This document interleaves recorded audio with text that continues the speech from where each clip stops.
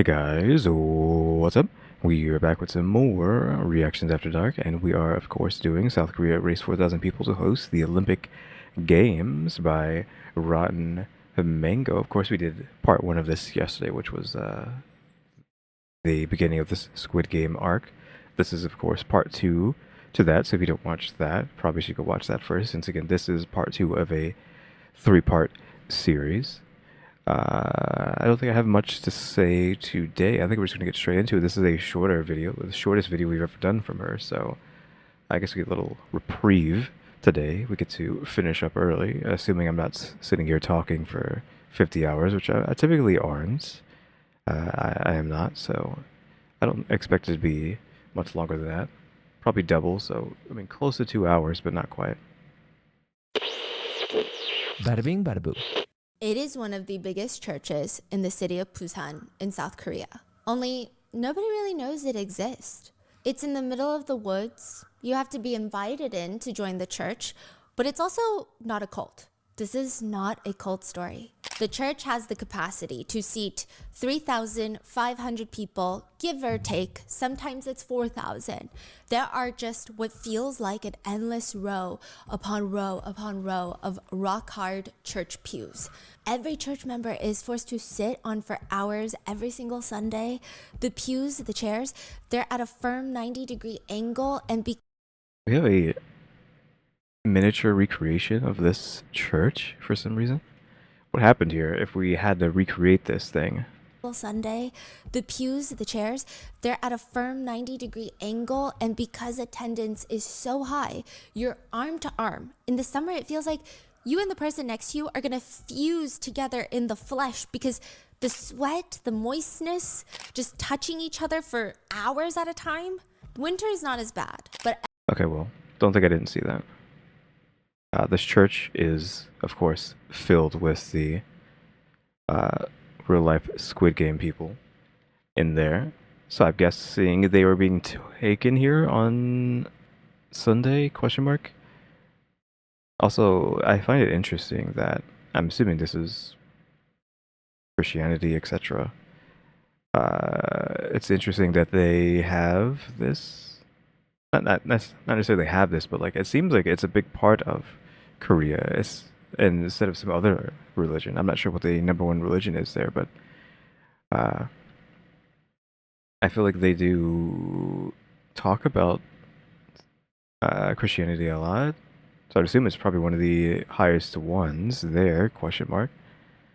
I don't know much about the Crusades. Did the Crusades come to Korea? That doesn't make sense.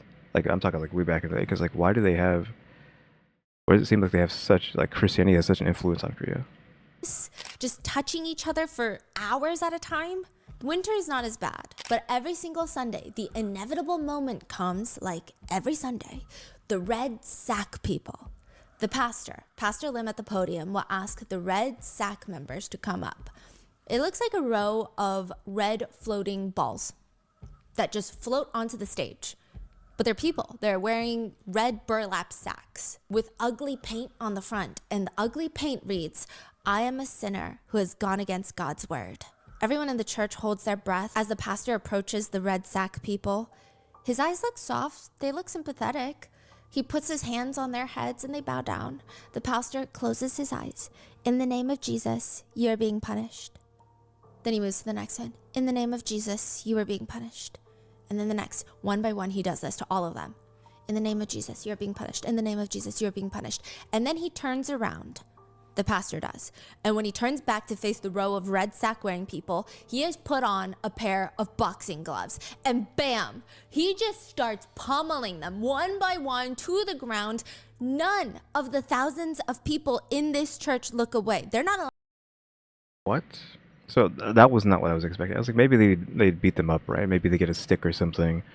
Uh, I don't know, but the pastor putting on gloves and so just starts boxing people, like what? That is out of left field. That's not something I would have expected.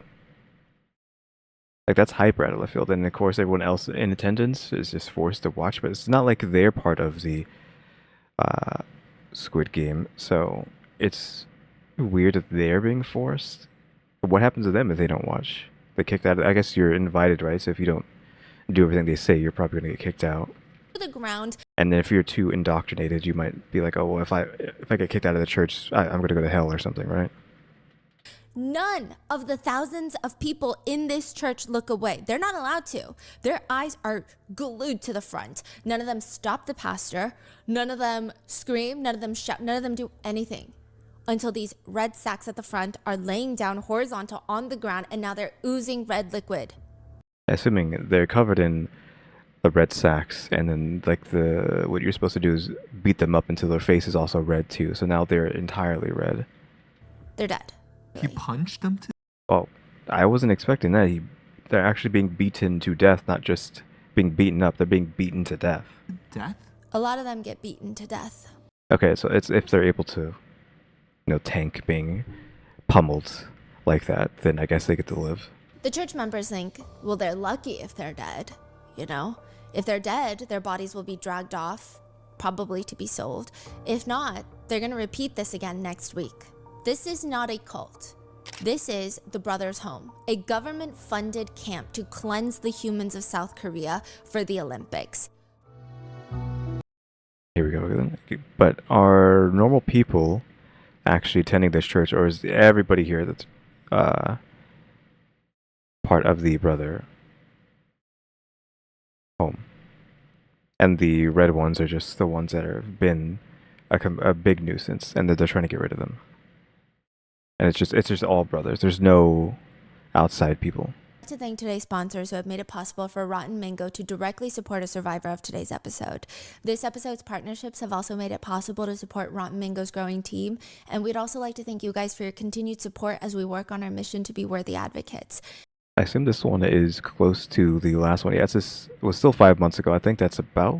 Was that about when the other one was? I think so. Yeah, this one was still 5 months ago, and she obviously still has the sticker in the same spot, right? So I'm assuming this is the same video, or not same video, same roughly the same time period. Maybe they even recorded all three of them in the same day. I don't know. As always, full show notes are available at rottenmangopodcast.com. With that being said, today's case involves mentions of internment, essay, trafficking, and torture. Please take a break if it gets to be too much. This case is on the heavier side. But I also think it's very important. Another thing to note is that this is something that happens all across the world, like I said in the previous episode. Yeah, maybe we don't have to cover our bases, but I know she likes doing that. Also, but just by the way, I know that the Burning Sun case has like a part 2 and part 3. We'll get to that after we were done with the Squid Game one. So part 2 will be, or part 3 will be tomorrow, and then what you call it? Then we'll start part 2 of the Burning Sun the day after that. And South Korea at the time that this took place was not a democracy. It was run by a dictator. So hopefully massive changes have been made. And additionally, our amazing Korean researchers and translators were actually able to travel to some of the survivors involved in today's case, conduct in-person interviews. They translated the survivor's book, The Surviving Child, written by Han Jung-sun. He's a huge part of the case. I'm going to refer to him as Han. Additionally, this is a 3-part case. If you haven't watched part 1, please go watch that first. I'm going to link it because none of this is going to make sense. In part 1, we go through the torture games that were held at the Brothers' Home Welfare Center, how they compare to Squid Games. The torture... Okay, roll back. I don't know who drew this, if it was like an artist rendition or one of the child, but one of the children. I noticed it yesterday and I didn't mention it, but like they're drawing their spines like very detailed for whatever reason, and I feel like they're doing that because of how, like, it's to imply how malnourished they are, question mark, and it's so much so that you can see their spines here. Because I feel like you shouldn't be seeing spines this detailed unless something was wrong. So I feel like that's possibly why you can see their spine through their skin here. Games that were held at the Brothers' Home Welfare Center, how they compare to Squid Games. And in this episode, we're going to go through what they do to the dead bodies, as well as the salt water, food torture, and what happens when you escape. In part 3, we will go in depth on the wealthy benefactors of this facility. So with that being said, let's get started. In season 2 of Netflix's Squid Games, the main character, Ki-hoon, he just survived Squid Games. In season 1, he walks away with $40-something million. But he more or less, I mean, was it worth it? I don't really know. He more or less had to kill his childhood friend that dies in the games to win. And the minute he comes home, he finds out that his mom is dead as well. So for a year, he can't even touch the money that he won. The idea that he would have to use this blood money, it just reminds him of every single person, all 400-something people that died in the Squid Games. It doesn't even make sense. Couldn't he win all of this money without them dying? It's not like they died so that he could get the money. The money was already there. It doesn't connect. A year after his initial win, he finds out the truth. The games are created for rich people's entertainment, and this lights a fire underneath him. The logical thing for him to do is find closure, walk away. But instead, Ki-hoon vows he is going to get revenge on the rich VIPs, and he's not going to stop. He is going to end these stupid games, even if it means losing every single penny that he had just won, and even losing his own life. The National Assembly building in South Korea is this massive stone structure. I assume, again, I haven't seen Squid Game. I probably never will, question mark. But I assume that there's no happy ending and then he just dies and they just get to do whatever they want, right? That seems pretty normal for like a dark show like that there's no resolution. He just wastes his time even further, gets killed, no one gets punished, and everything just keeps staying the way it is. Especially because he rejoins the games. Like, instead of doing it from the outside, he rejoined the games, and then, okay, you're just going to die. That's just what I'm assuming how it ends. Though I know people were like really upset when the second season came out because like the first season's fine. It just stopped there. Like, you don't need to go any further. Like, you won, you did it. Okay, do something else. But then they made a second season, and then it's like, oh, you're just gonna ruin it now. So the longer something goes on, the longer you have to ruin a series, right? But the legislators, they show up, so do the administrative staff, personnel, researchers. They show up to work, and outside is usually a row of people, protesters. But this time is different, because a lot of people will protest different things at the National Assembly, but this group, they've been very serious. They've been living here for 3 years, living outside the National Assembly in tents. Sometimes they walk, sometimes they just hold a sign with tears streaming down their face. Sometimes they fast, and people have to beg them to eat because they're becoming emaciated. This time, they're sitting next to each other one by one, and they're all looking stoic. I'm guessing this has to do with them like protesting and trying to get help for what happened to them. This is like the people who are at the brother's home. They're not saying anything. Their eyes look like they're about to start crying. Some of them are already crying. There's just tears dropping everywhere, and they're all shaving their heads to get attention. How many people in that group? It's like a row of 10 almost. These are the victims of the brothers' home. They have been protesting for 3-something plus years. I mean, it's a long time. And it all started with one man, the man who wrote the book, Han. He tells the legislators, I am a child who survived hell. You know, it's easy to go from human to beast, but very hard to return from beast to human. Which is why after he escaped Brother's home, he wanted to kill people. He admits he thought becoming a serial killer was the only way that he could escape Brother's home. He says, like a psychopath, after I left, I just wanted to kill everyone around me. I felt like it was the only way to get everyone to listen to my story. But then I thought, what about everybody else? Everybody already hates us. We were labeled as vagrants. People saw us as less than human even after we got out of Brother's home. Why give them more reason to look down on us? So he said, I'll give it one shot. I will go to the National Assembly and I will protest and see what happens. Escaping the brothers' home compound is nearly impossible. In part 1, we talked about how the walls are 30 feet tall. I mean, even if you somehow manage to Spider-Man climb the structure, they put, in certain parts of the wall, glass shards on top. Okay, not just barbed wire, there's glass up there too for whatever reason. I think they do get out of here, right? This episode. I'm not sure. Like, I'm pretty sure we're gonna figure out how they get out this time around.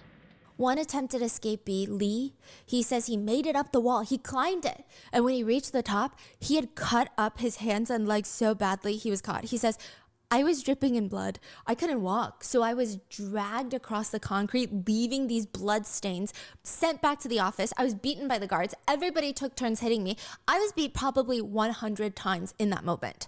Then he was taken to the church to repent for his sins. He had to put on that red sack. Okay, like, just like one after the other.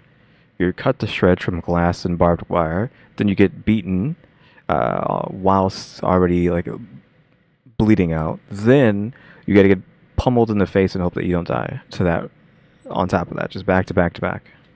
And from there, the pastor would pummel him in front of everyone to show everybody this is exactly what happens when you try to escape from brother's home. The pastor, is that the same guy as that head dude in charge, or it's a... No, different guy. But he's another top Yes. person. They're a family.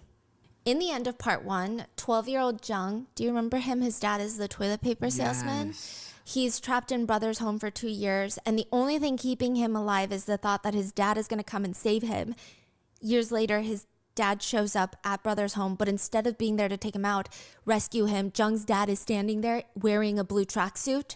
It's very interesting because Squid Game, even the actual show, has a lot of interesting components, like the fact that there's so many familial dynamics at play in season 2.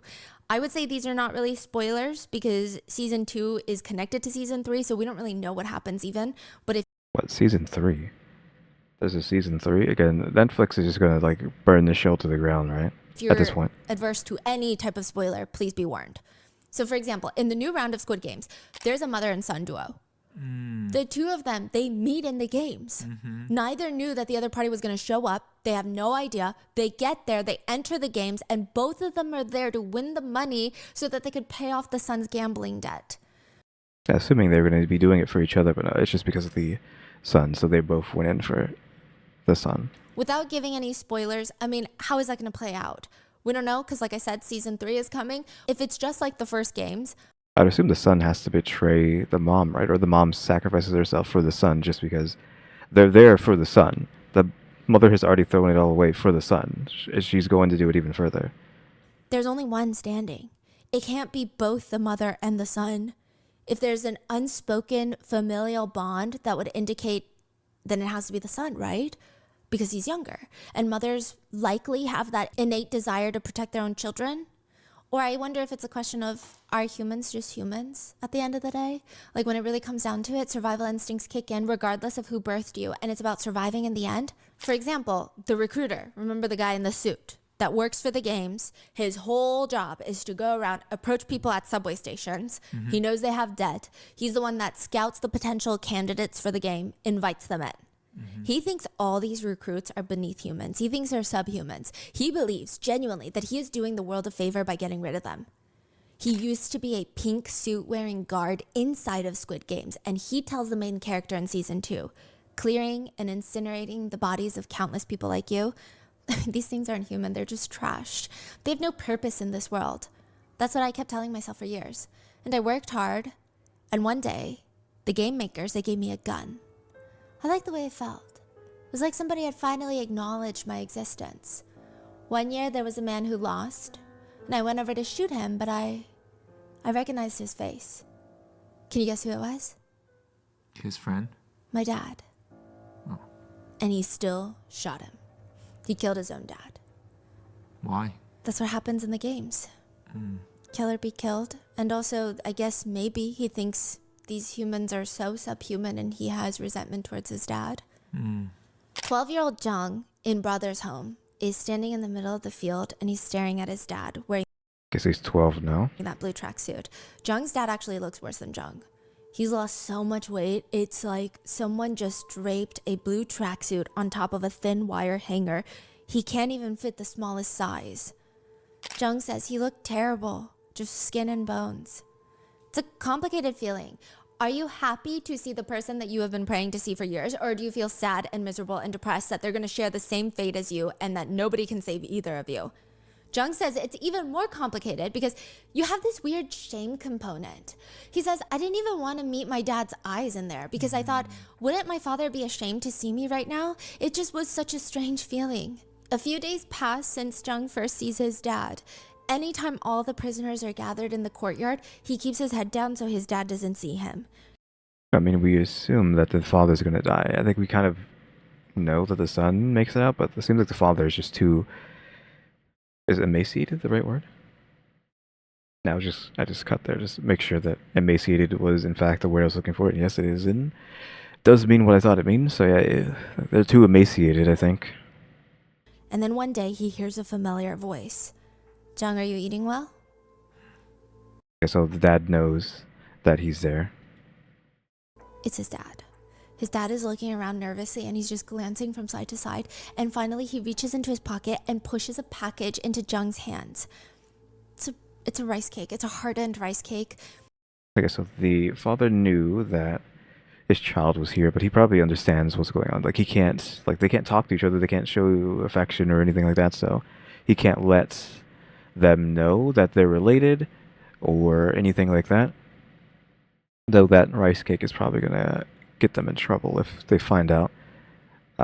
He might have even got himself caught because he figured out where this place was or what was going on, and then purposely got himself caught and thrown in here so that he could see his son or do anything for his son. I don't know, but again, I think the father's going to die. That's just kind of not necessarily obvious, but it seems that's where it's going to go. During the holidays, each prisoner receives one rice cake. It's just a small square of rice cake. He had been carrying the rice cake for days, not knowing when he would run into his son. He starved so that his son could get an extra bite.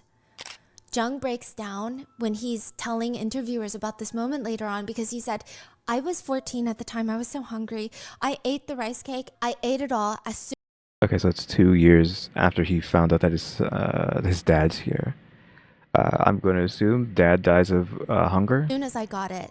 But afterwards, I just thought, I'm so immature. I mean, thinking about it now, how my father must have felt when he saw me, when he met me from his perspective, what he did to give me that rice cake, seeing me there. I mean, I think I was just too immature.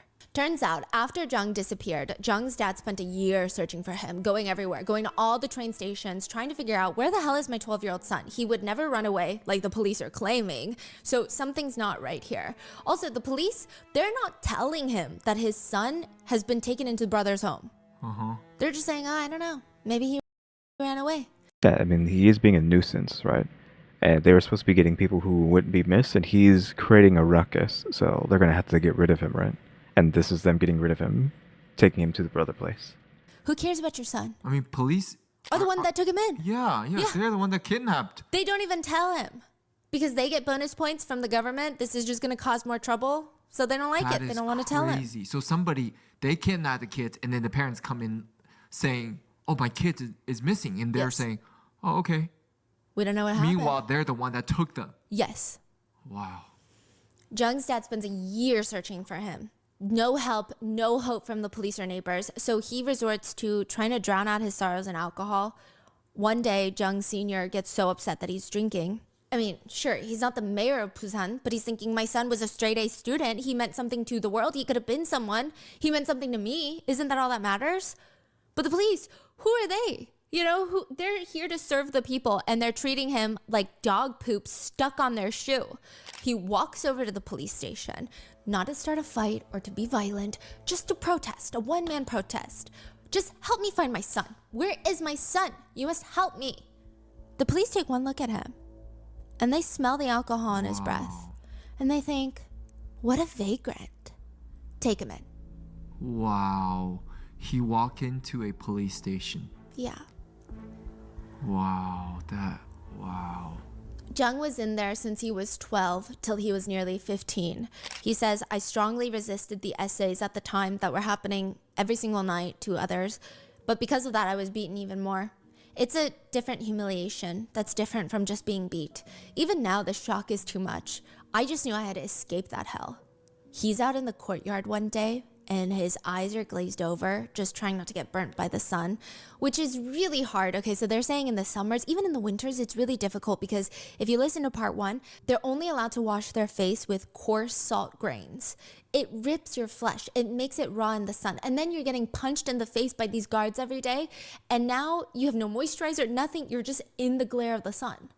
He's squinting and he looks up and his heart starts pounding. He notices all the guards are busy. And there's been this one building he's always looked at, because if you were to get to the roof of that building, it's tall enough that you could potentially jump onto the ledge of the wall that's blocking them. Like the 30 feet wall? Yes. If you climb to the top of that building, the gap between the wall and that building are not that much, and it's about the same height, the roof and the upper ledge of the wall. So he takes the chance. He says, I ran like lightning to the building's roof. He jumps from the roof, knowing that he could very well land on the floor and die, or worse, survive only to be beaten to death, okay? But he jumps, lands on the ledge of the wall, scrapes himself from all the blood. He drops down from the wall on the other side. It's not nearly as high because it's built on a hill. He jumps down and just starts booking it. There's no looking back. He's sprinting through the woods, scraping his face. He can't even keep his eyes fully open because the branches are slamming into him and he doesn't want to slow down. He's just running. The next thing he knows, there's this massive barbed wire fence in front of him. Okay, so they got several levels of containment. If you somehow make it past the 30-foot wall, they got barbed wire even after that. The hell is this? Some sort of secondary blockade? He doesn't even know how long he's been running. He just starts, without even thinking, climbing up the barbed wired fence, breaking the skin all over his hands, face, body. It's like going through a paper shredder. But he said he didn't even feel pain in the moment. The only thought being, I have to escape this hell no matter what. There is no I'm assuming just adrenaline, right? other way. I have to escape this hell. He drops down on the other side. He made it. This is freedom. He made it past the walls. And then click. A gun? How? They're just there? It's the sound of a gun. Right behind him. Put your hands up and don't move. He raises his bloody hands in the air and turns around. It's a uniformed man holding a gun up to him. He's not wearing a blue tracksuit. He's wearing a military outfit. A soldier. Jung had been so desperate, honestly, nobody knows how long he ran for. He doesn't even remember. But he ran for so long, he ran directly into a military base. So there's a military base near this place. Sneaking into a military base, to him, still can't be worse than being stuck at brother's home, right? I mean, that's what he thinks. He begs them to save him because all the other people that make it past the walls, if you're wearing the blue tracksuit, you're just brought immediately back in. You're seen almost like an escaped prisoner. And he begs the soldiers to save him, or better yet, don't save me. Don't do anything. Just let me go. I won't tell anyone. The soldiers load him up to a car and he's just begging, please sir, help me. Please sir, help me. The door to the soldier's car opens. They throw him out and then they throw something into his hands. It's a big loaf of bread. He's just standing on the road on the street. He's not back at brother's home. He's free. With that, the car just drives off. Wow. So they kind of saved him? Yeah, they did. They could have sent him back. I don't think that they knew anything of the true torture of what was going on at brother's home, but they had a lot more mercy than the guards at brother's home, clearly. He's covered in blood right now, and yet they're just like, just throw him to the streets with a piece of bread and leave him there. They just thought if this guy doesn't want to go back that much, that he's begging and crying and willing to climb over a barbed wired fence, maybe he doesn't want to go back. It's an even more complicated feeling, though, because at first Jung said it feels very surreal. He escaped. He's free. But then he starts panicking. I mean, your dad's still in there. His dad is still there. But he also starts panicking more because he realizes, what is he going to do? Call the cops and tell them that his dad is in brother's home? It's not like he can tell the police. The police are the one that took them in. There is nobody that he can trust. He was only ever taught, ever since he was a little kid, hey, when you're in danger, report it to the police station and ask the police for help. Now what? Jung decides if he's going to get his dad out, he still has to try and survive until then. He finds, ironically, a newspaper distribution center.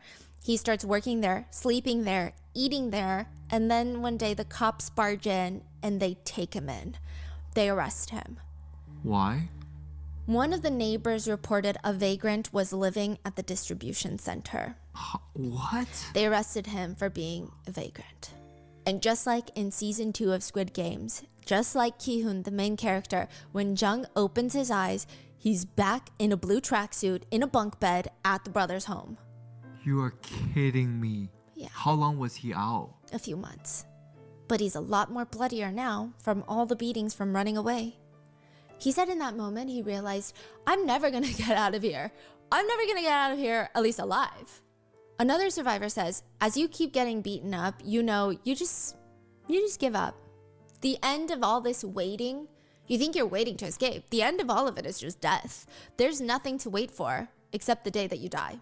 Nobody's coming to save you. Wait, so this was, okay, they started this whole initiative for the Olympic, right? It was prior to the Olympics, but they amped it up and the government started pouring more money into these welfare centers prior to the Olympics. But the initiative started years before. Years before? Yes. Okay, so they wanted to do this even despite the Olympics then. So meanwhile, when this happened, like it's like 3 years into this? Yes. Has the Olympics started yet or after? Oh, it's after. I mean, even after, they're still taking people.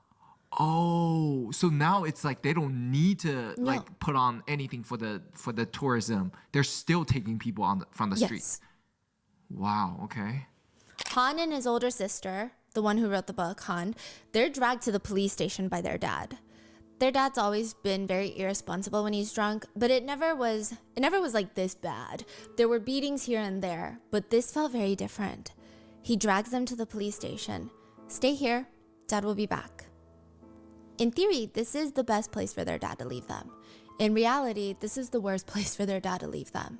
Because remember, the police are the ones taking them in. Han is 9. He says, my dad told us to wait at the police station for him. He promised. Does the dad know what happens to people? Because why would he leave them there? Then once he's left them there, and then he comes back and they're like, because you left them with the police. And now they're gone? Like, the one place they should have never been able to get away from, they're just disappeared? You'd assume the father would be, if he actually cared about them, but it seems like he might not. If he actually cared about them, he would immediately be like, what is going on? But he also apparently drinks, so he might wind up there too, but we haven't heard the fact that he winded up at this location as well, so. He would come back and get us. The police don't care. Why did the dad left him there? It's unclear if he was trying to abandon his kids because it was too much responsibility, or whether he was in some sort of trouble and he wouldn't be home for a few days, and it'd be better to leave his kids at a police station than to leave them alone. So the father doesn't know. He has no clue that Brother's home is a torturous place, or that they're even going to get sent to Brother's home. He thinks they're going to be there when he gets back. That's what I'm saying. Like, if he comes back, he should expect his kids to be there, but like, no, they're gone, so you'd expect him to throw some sort of ruckus unless he doesn't care about them, which that might be the case. Also, he might be dead by the time they actually get out of this place anyways. Don't know if the sister made it out, though. Actually, maybe she must have, right? We had a picture. Where was that picture? There's a picture of the guy and his sister. I don't remember if that was them as, like, kids or adults. Okay. Wow. Yeah, the Korean police stations are a little bit different. So in Korea, there's even things like police boxes. It's like a little box. Police officers are stationed in. Yeah, they have those in Japan too. It's just a little smaller room that you can come in and talk to the police. Neighborhoods, and they're part of the community. You don't really see them as like a cop. Yeah, like a security. You can talk to them. So it's a little more communal. And he thought, okay, they'll be here when I get back if I do decide to come back for them. The police don't care. They throw the two, Han and his sister, into the back of the refrigerated windowless van. They drive them to Brother's home. Wait, so Han has a sister, older or younger? Older sister. She's 12, he's 9. Okay. And in the van, Han says, I started crying. I was asking to be let out and to be able to go home. For a moment, I remember the sky turning completely white. I heard a noise like cicadas were embedded, stuck inside my ears. And then the stars were going around my eyes. And then once that gradually faded, I realized That man just slapped me so hard, I almost lost consciousness. I looked around the van. Only then did I realize there were about 5 other kids our age in the car, besides the strange men. And that's how I ended up at Brother's home. Han, just like the others, he has to go through all the survival games, which consist of very creative ways to just torture everyone in blue tracksuits. The guards just torture thousands of people. And like I said, some of them are as young as 4, some of them are elderly people. The torture is non-discriminatory. Everybody's getting tortured. And the torture doesn't even end with the twisted activities.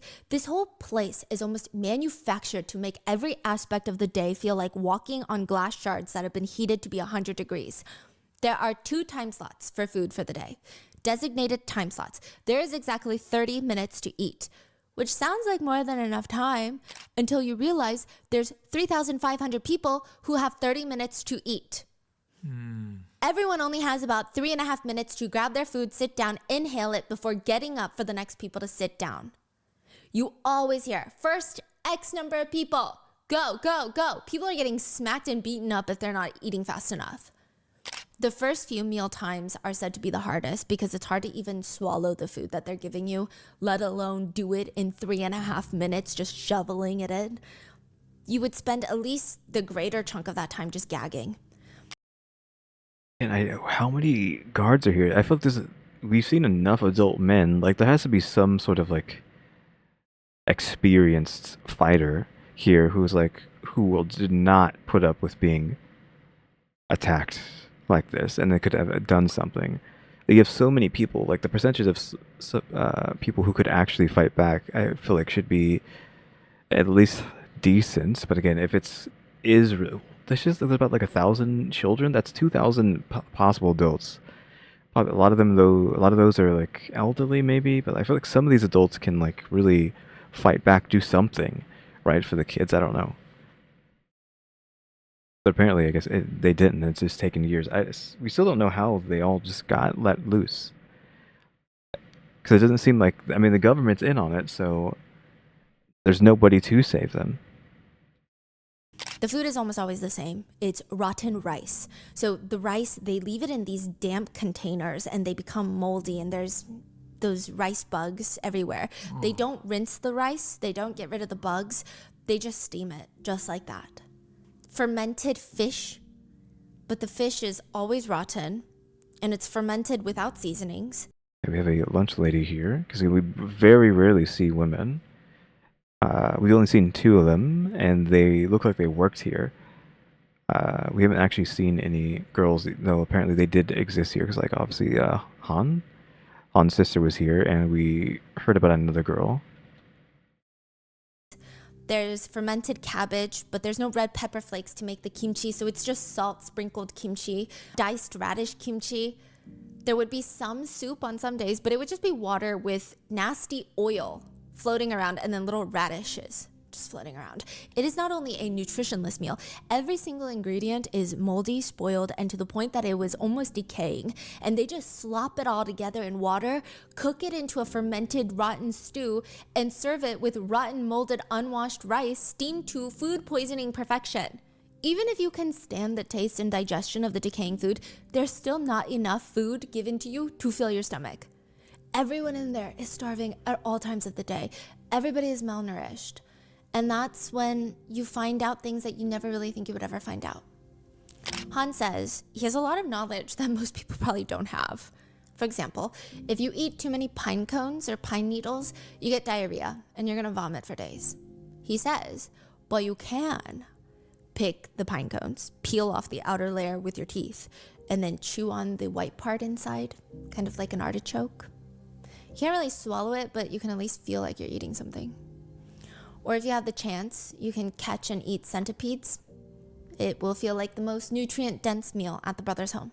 It's hard to say which part of that is worse. Is it the torture games? Is it the food?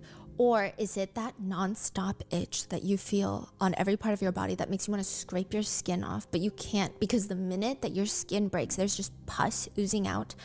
Almost every single person in Brothers' home has a severe skin disease. Most of them have severe eczema and their skin is just raw. It's throbbing. It feels like there's a heartbeat under every part of their skin. Every single day, without fail, regardless, it feels like their skin is about to slop off. They're forced to scrub themselves on this sensitive skin with coarse salt. During the winter, the ice cold water combined with the salt is so unbearable, everyone avoids washing at all. Han writes in his book, many of us had skin diseases because we also shared blankets. And, hygiene was poor. Everybody's skin was always leaking pus and blood. And it's now being rubbed all over everybody else under the blankets in the shared bunks. And at night, when you think, okay, maybe I'm getting used to the itch of this eczema itch and having these dry, open, raw wounds scraped with salt, just when you think you're used to it, at night, there's you hear a lot of smacking sounds in Brother's home at night. They're light smacking sounds because you can't be too loud. A slap helps more than a scratch. Maybe it's in your head because you think the lice are dying from each smack. It's the intense, inescapable itch of pubic lice. Even if you think the itch is bearable, it's the type of crawling sensation down there that makes you feel like there are 1,000 little bugs crawling over you. It feels like they're trying to crawl inside of you. Lice. The only chance of getting rid of the lice is once a week, you get a hot water bath for 2 seconds, and it's the only time to try and get rid of all the foreign friends. It also doesn't help that you only have 2 pairs of clothes. The 2 blue tracksuits, which, by the way, they're so crazy about everyone being uniform. A lot of people say it felt like North Korea in there because it doesn't even make sense why the uniformity was so important. I mean, I feel like it might as well have been, right? Yeah. Even if the zipper is broken and can't be zipped up, if the uniform requires it to be zipped up, you have to find a way to get it to stay closed. Otherwise, you will be beaten to death. 600 people died in here, at least. Han says it doesn't matter. If your pants the waistband stretches out, you have to find a way to tie it with no supplies. Because, yeah, your pants falling down, sure, in front of 4,000 people, it's a little embarrassing, but you're gonna get beaten. Everyone's fingernails look like they've been gnawed off by rats. They're always trimmed incredibly short. There are only 5 nail clippers for the whole place. But if you have long nails, you get beat. So everybody just chews off their nails. Whoa. But there's no money in the torture itself because that's what doesn't make sense. Who is funding the Brothers Home? Why does it exist? So if the government funds Brothers Home and every quote unquote vagrant that gets brought in, there's government subsidies. The people who run Brothers Home, they get paid per person per day. But that's not where the real money is. So a few years ago. Real money. Oh yeah, she said that at the end of last episode that they have a bunch of foreign money in a bank at the Brothers Home. So a bunch of foreign countries are funding this for some reason. Why are they doing that? I'm assuming maybe the US was doing it, but why? If we just want to typically throw the US under the bus, like, why was the US doing this? Or it probably isn't, who knows? Maybe we're going to find out now. Ago, there was a story that a good chunk of the prison population in China don't have fingernails. You're talking about today? Yes. Oh. It's like a whole thing. Everyone's like, where are their fingernails going? Are they chewing them off? Are they being ripped off? Like, why don't they have fingernails? Are there certain conditions inside the prisons where their fingernails just fall off? What are they made out of? Are they being farmed for something and used for something? Medicine? Question mark? Can you use fingernails for medicine? I'm just assuming, like, why would they all be missing unless you were, like, literally farming fingernails for whatever reason? Definitely not for any, like, witchcraft nonsense. I think it's like, they must be used for something. Glue? Can you turn fingernails into glue? Because isn't glue made of, like, horse hoofs? Question mark? Let me look that up. Yeah. That's what I thought. Like, you can make glue out of horse hooves, bones, or hide, or whatever. But yeah, it's horse hooves. I don't know if they do that anymore. But animal glue is horse hooves. So taking that into consideration, can you turn fingernails into glue? And if so, is that what they're doing? But why do you need so much glue? I just think they're just farming fingernails. But who knows why they're actually doing this. What's going on? they do some investigating. And a lot of the American consumption of pre-peeled garlic is peeled in Chinese prisons. Okay, so they're not farming for fingernails. They're just falling off from peeling nonstop all day. So a lot of these people, they would say, you try to, because you have to meet a quota every single month. You have to peel enough garlic slices. And garlic has certain compounds where if you keep peeling them, your fingernails pop off. Whoa, okay. And it's not just China, but incarcerated workers produce over $2 billion worth of goods annually. Even in the US, about 2/3 of the prison population work. Yeah, I mean, it's just forced labor, slavery, if you will. I mean, they get paid, right? But they get paid like sub minimum wage. I mean, there are criminals, but you could argue that some of those people aren't criminals and some of them haven't done things that are that bad. But it's just free slavery, basically, right? And a lot of them, for some weird reason, are in the food industry. The prison complex and the agricultural business are like hand in hand. It's just all connected. I think, can't quote me on this, but I'm pretty sure Big Pharma actually controls a lot of the food industry. So think about that when you're eating stuff and what the implications can be there. So if that's the case, again, like Big Pharma owns a lot of food stuff, and apparently a lot of food stuff is being made by the prisoners as well. So there's just connections all around. So they're working, you're saying? Yes, and they're getting paid like 20 cents a day. Are you talking about Brothers Home? Or Yes, everywhere. So in US yeah. prisons they're working, in prisons across the world they're working, and then Yeah. in Brothers Home is this crazy trickle of money.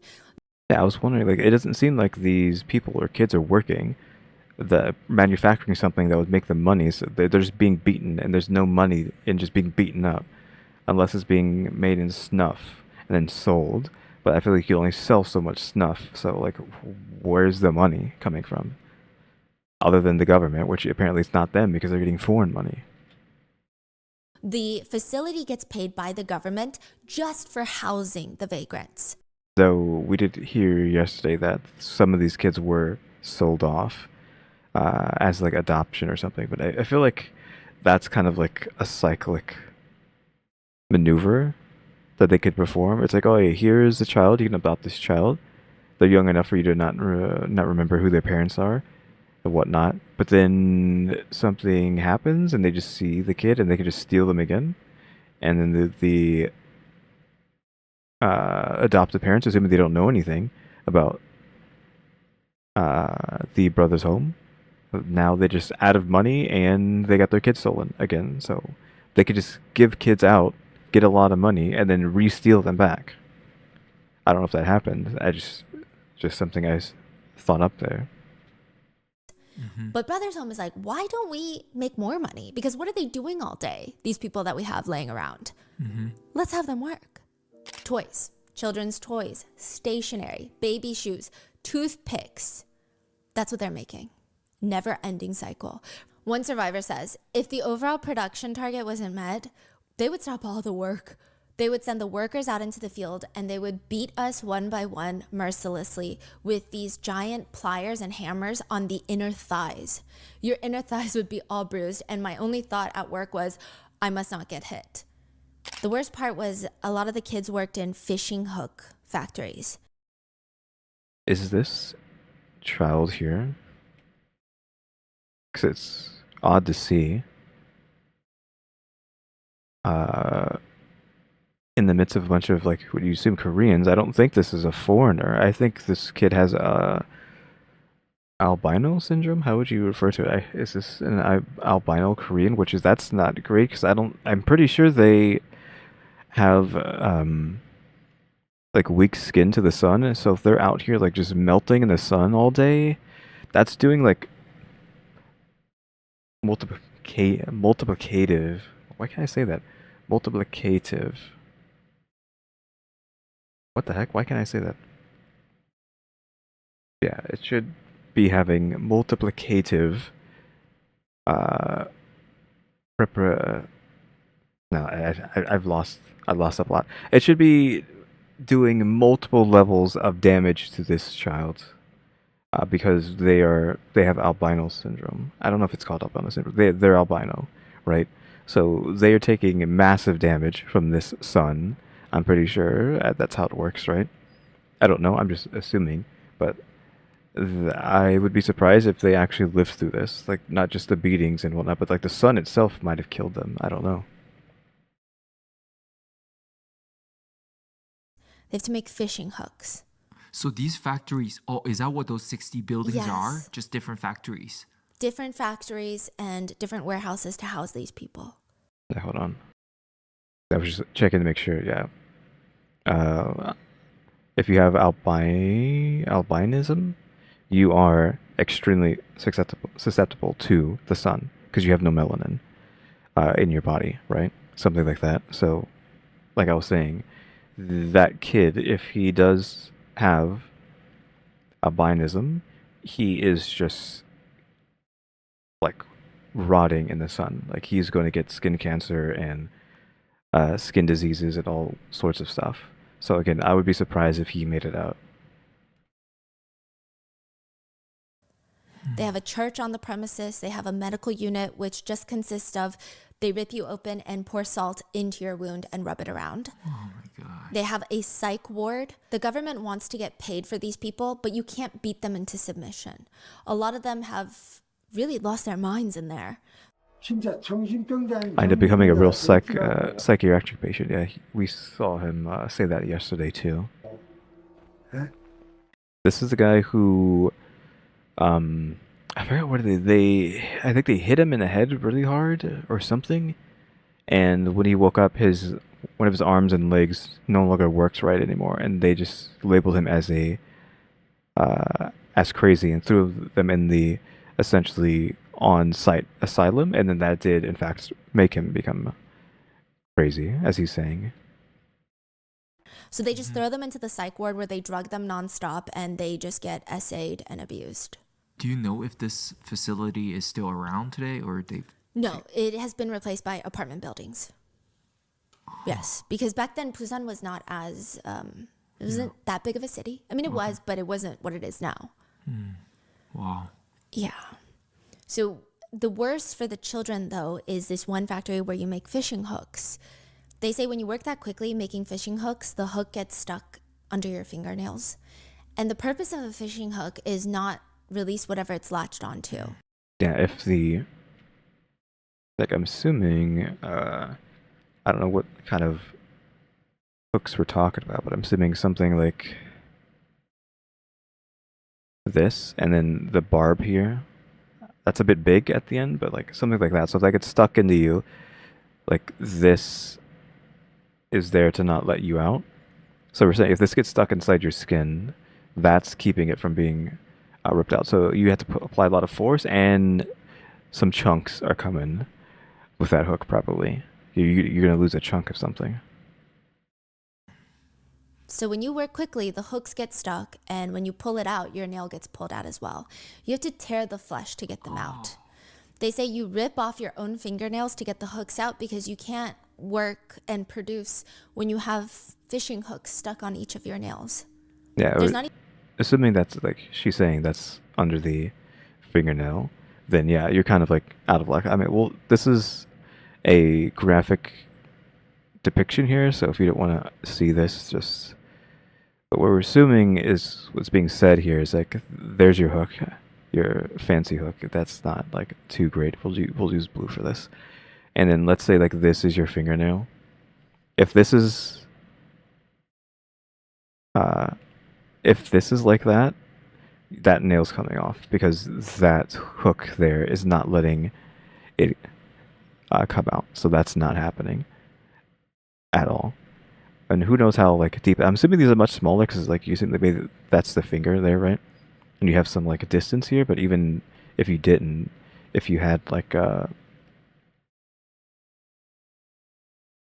mean, we don't have to go on this tangent for too long. But if you just had like just a little bit like that, and it's getting caught underneath there, then you're kind of just not having a good day. That nail is coming off, right?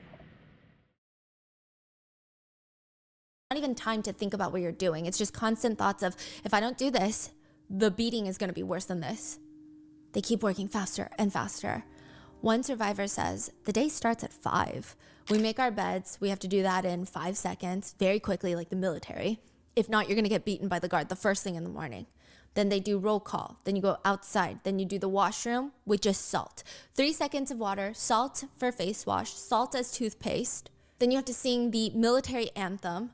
And one of the survivors says, I don't understand the point in that. If we were not in sync, we were beat. It just didn't make any sense what the point was. It's not even a real military. Then they would be sent off to the factories. A survivor states they forced people to work in factories to produce products, and then those products would be sold to the public. The facility pocketed money from the products as well as benefiting from the free labor, as well as getting paid government subsidies. Another survivor states, after all of that, 14 and 15-year-olds were forced to carry sacks that weighed 60 pounds back and forth for construction to happen.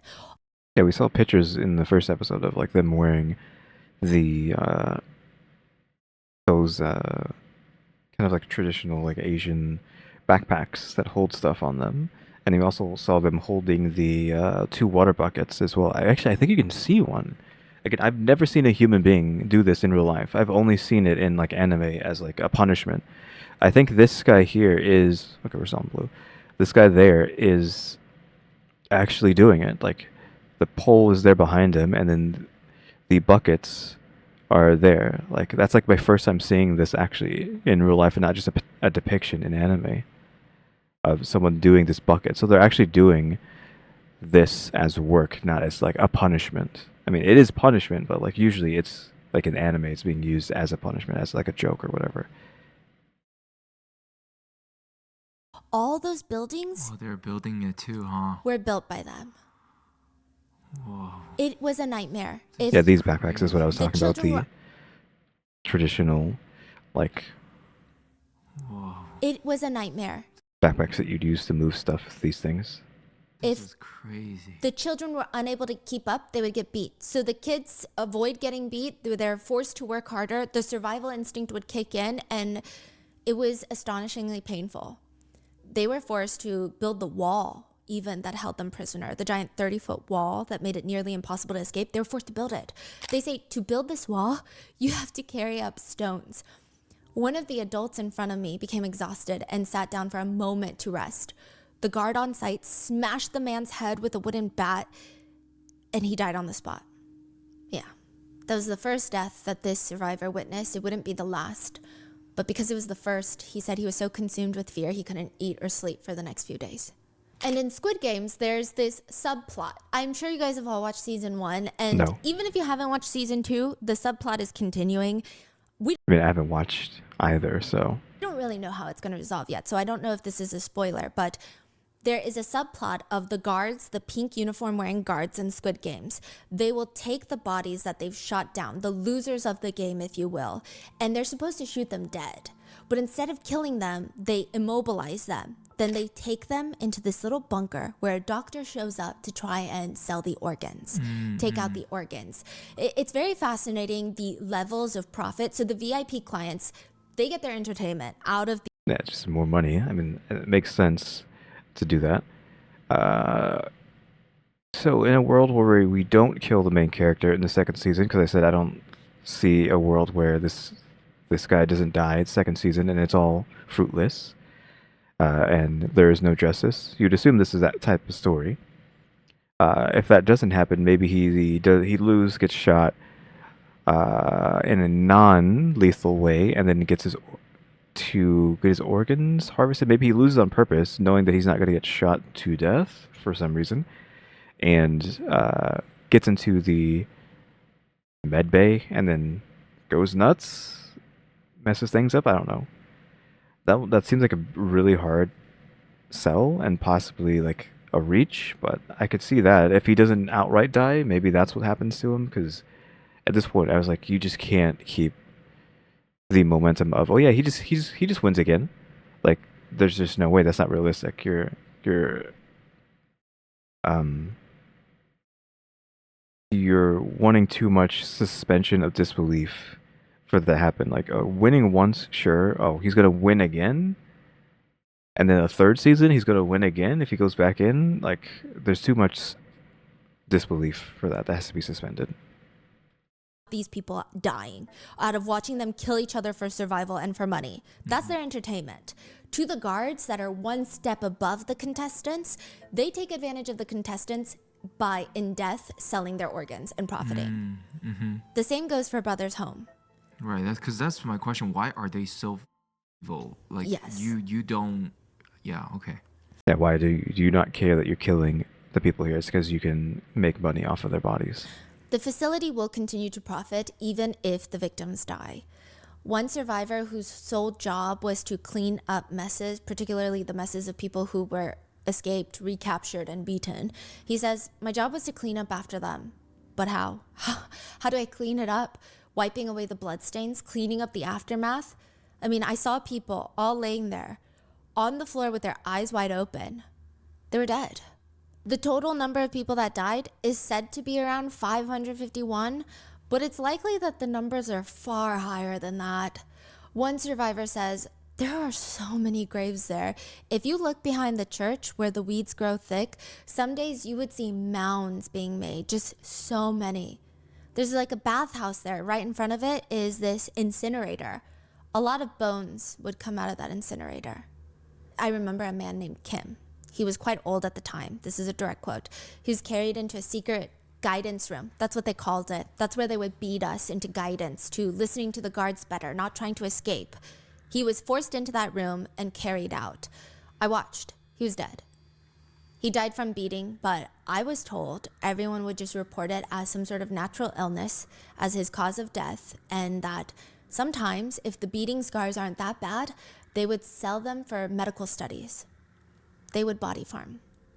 They would sell the bodies. Just like Squid Game. Yes. One survivor states, yeah, I mean, if the bodies weren't needed, the guards would carry it up to the church at dawn and to the mass graves. One victim states, people were starved, beaten, and killed, and their deaths were never reported. They just buried them or sold them. All the kids are freezing. That's like a huge thing. All the survivors mention over and over again, you don't understand the winters in this place. You don't understand how cold it gets when there's snow falling everywhere. I assume these buildings are just like trash, right? Just paper mache buildings. So there's no insulation. It's just a wall with nothing in the inside? Question mark. Just walls with nothing on, no insulation. There's no obviously AC, no heater. This is also the 80s and 90s, so you assume that not necessarily the technology, but that kind of stuff isn't as common? Question mark. Anyways, to begin with. So I think having ACs in every building is more of an American thing. I don't think that's like common. Maybe even like back then. I still think like even now it's not common to just have an AC in your house anywhere that isn't the America. Anyway, place that isn't America. Like England, like for example, I think they just have, just open up a window, right? They don't have what's called centralized heating, cooling, or like here we have like two ACs or two. Yeah, we have two here. Could have three. I mean, you can just put one in the window, right? So technically, you could have as many ACs as windows in your house / apartment. And you're shivering to the bone. Your lips are constantly bleeding because you're so dry. It is miserable. Some people had frostbitten toes that had to be amputated. And then what do they do after they amputate it? They just rub salt on it. They said it's that bad. Underneath the facility, there's this little warehouse, storage room, and it's filled to the brim with clothes. Like uniforms? Or better clothes. They're making. No. Oh. Okay, so remember how I said this is not a cult story? So why do they have this giant church? Is it just because one of the leaders, like one of the facility owners, is religious? No, because religion is used to reel in donations for Brothers Home. More money. There's several layers of money making here. It's crazy. From the outside, Brothers Home is a very legitimate welfare center. They're actually the biggest welfare center that is funded by the government. And now they're going to ask for donations from people around the world. The director of Brothers Home was smart. He did not care for Jesus, not even one bit. He's not a religious man. But Survivor said they used religion to add more money to their business. If there's no religion involved in their center, who would donate money? It's a government-funded facility. But you tell people, I'm Christian. I'm a Christian doing good things. I need donation money. Donation money from foreigners would flood in. Yeah, I mean, that makes sense why they have so much foreign money, right? Though we have blue suits here, so what is going on with that? I don't. Also, why is the left corner censored? I don't know if that is a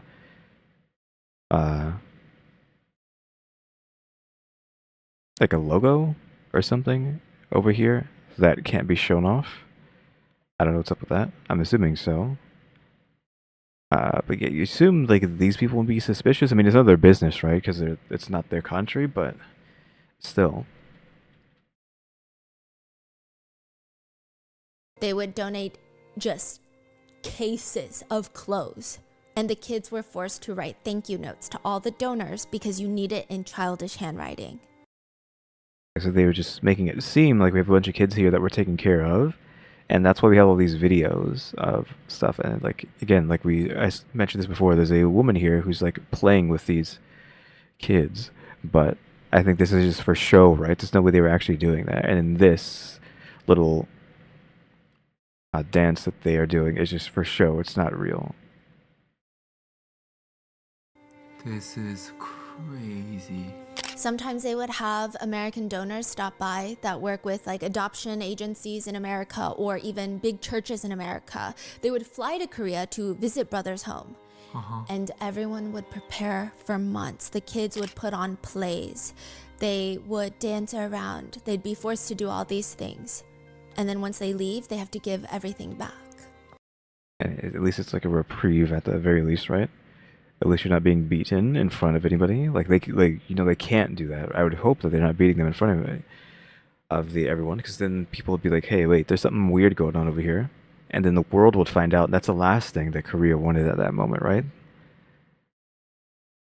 And I feel like at those moments, the most you could wish for is that one of these people would come adopt you, right?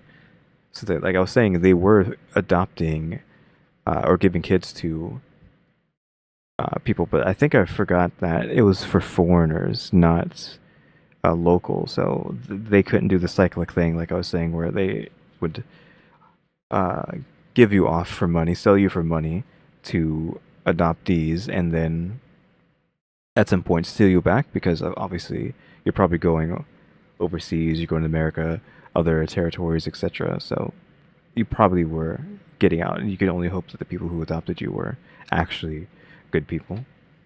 The basement would be filled with those donated clothes, and they would sell them. Yeah, Another layer of profit. Just again, more money. How much money do y'all need? It didn't. I think they have like what, 8 million. It's like that doesn't seem like a lot of money for y'all. Selling corpses, getting religious donations, selling donated clothes, selling kids, selling manufactured stuff that the essentially slaves here made. Like you have so many layers of stuff being made, and and the government's 6 on top of that. The government giving you money for doing this in the first place, and yet you had like 8 million. I don't know if that was like correct or not. That was 8 million with inflation number, so it's less than 8 million back then. Like that's all y'all could muster from all this nonsense, this needless torture and whatnot. Sold to local clothing stores. This one odd time, a bunch of donors donated a bunch of cattle to be used for consumption. And Han said they took the cow and paraded it around the field, taking pictures with all of us, smiling with the cow, and showed it off. And everybody was so happy, thinking we would get beef bone soup or something the next day. And the next day, it was just rotten oil broth. No beef. They took the cows to the market to be sold. But the worst part for 9-year-old Han is not even the fact that he's not drinking beef bone soup. It's the fact that he was taken with his 12-year-old sister, and his older sister keeps trying to escape with him. Every single time she stands in the field, she would sprint towards him, ready. Okay, so I think this is confirmation that the sister at least made it out. So they made it together. You'd assume he wouldn't have been able to make it through if she was gone, right? Because if she's gone, he's just going to give up, right? To escape with him. She stands in the field. She would sprint towards him, ready to escape with him, but she has no plan. She has no plan. She would just try to grab his hand and say, I'm going to protect you. Let's go. We're going to go home. And every time she would get slammed down onto the ground and beaten in front of Han.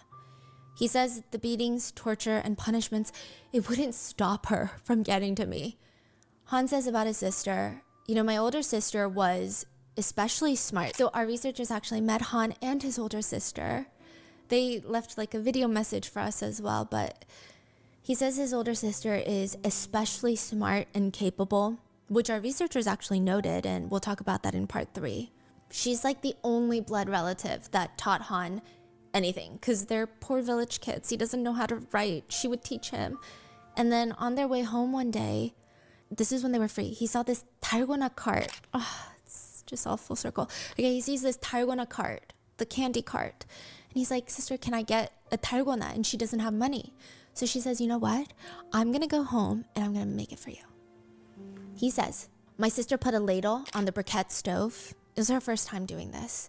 She poured in sugar, added a little bit of soda, and she was about to complete the 달고나 with the chopsticks when I kept pushing on her and like dragging her shirt saying, can you hurry? I really want 달고나. And she dropped the ladle.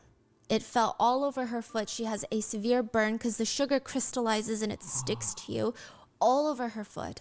He says, I still remember that incident. And when their dad, who both of them thought was very scary, he would come home and ask, Shine, what happened to your foot? And she would quickly respond, I dropped a pot while I was making soup. Don't worry about it. Han says his sister was always somebody that protected him. And even now, she keeps trying to protect him by having them escape. But all that's happening is she keeps getting beat over and over again. She would run to him in the cafeteria trying to hug him. Father's going to come find us, okay? Don't be scared. Father's going to come find us. He says, you can't imagine how difficult it was to look at each other in that atmosphere of fear. Rather than being a source of support or comfort for each other, it just became more painful. I lived witnessing my sister gradually losing her mind.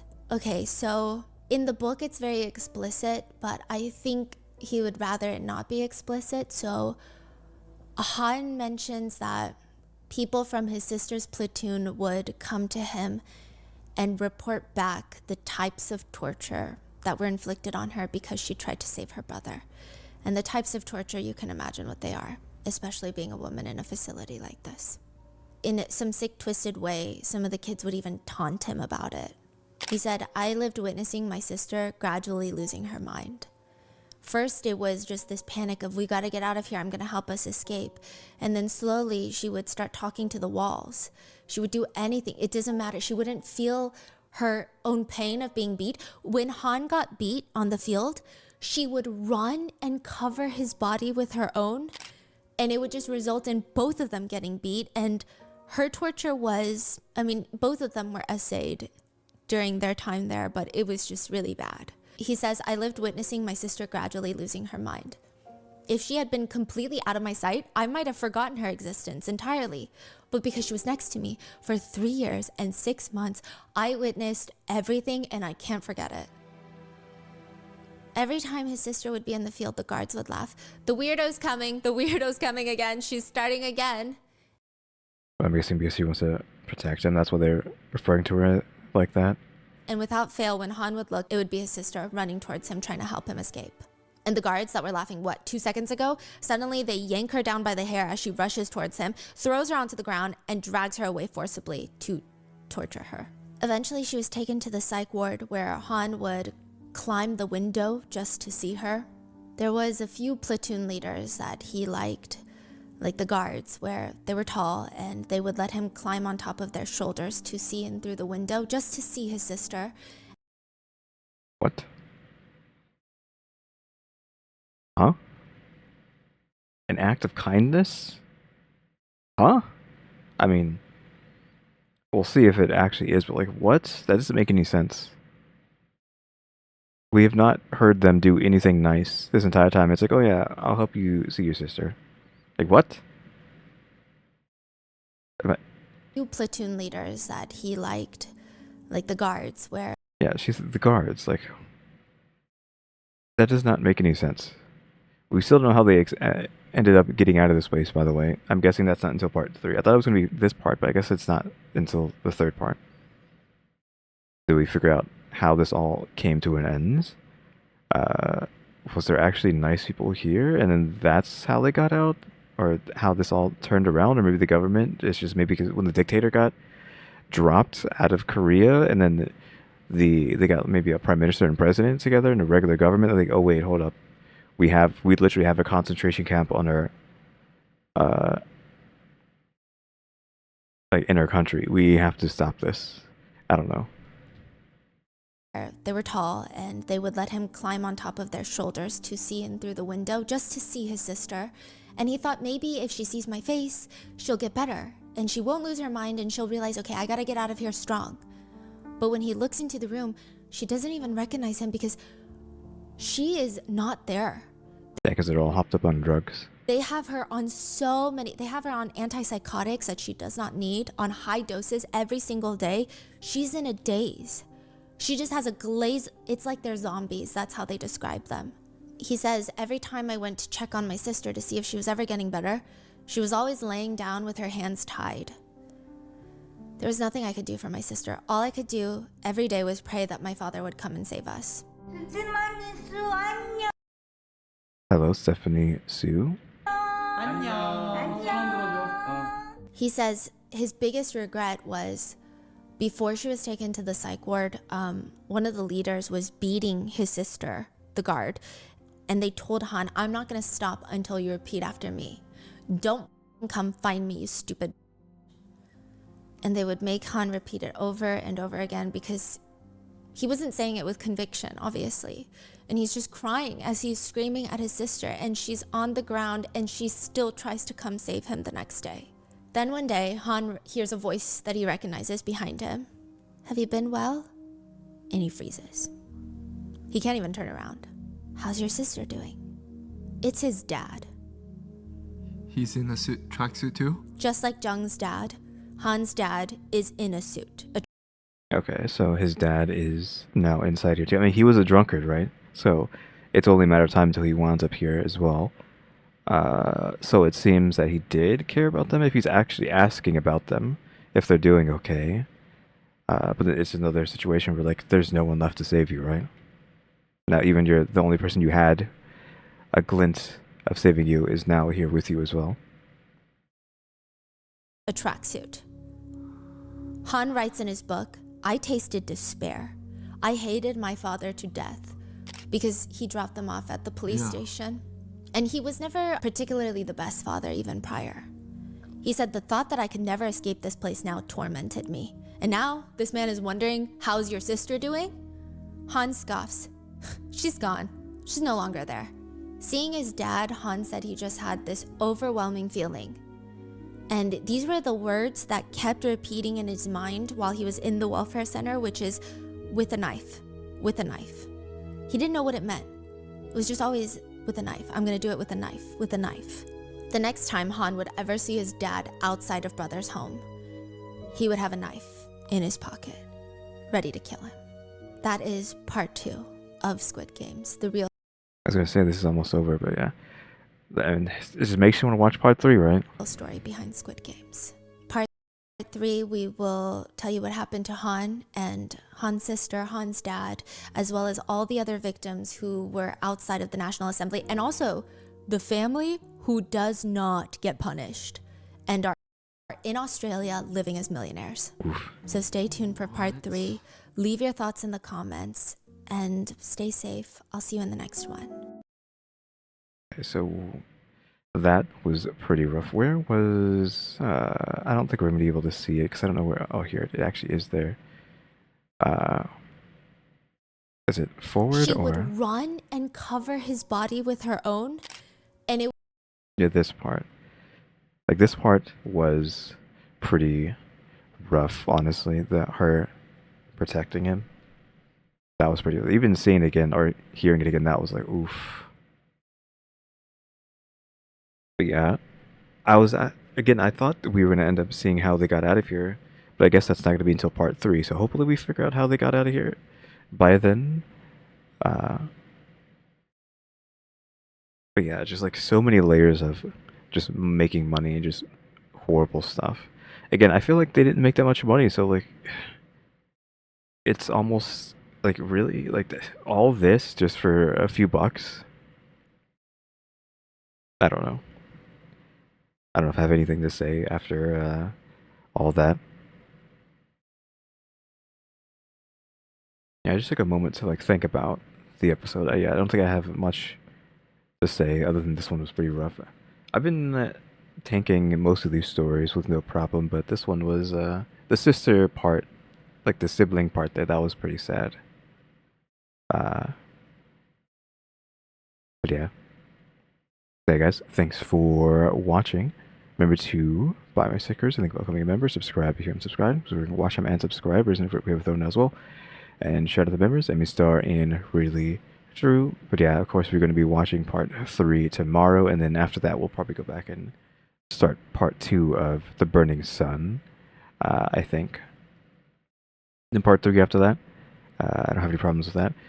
Again, there is a new Lazy Masquerade video, so we might check that out soon as like a double. Don't know when I'll be doing that as a double. We'll have to see. But yeah. Thanks for watching. Like, I'm sorry I don't have like much else to say other than like this one was pretty rough. It got pretty rough.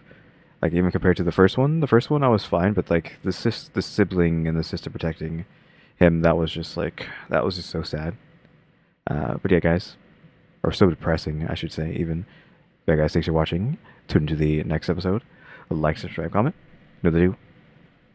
See ya.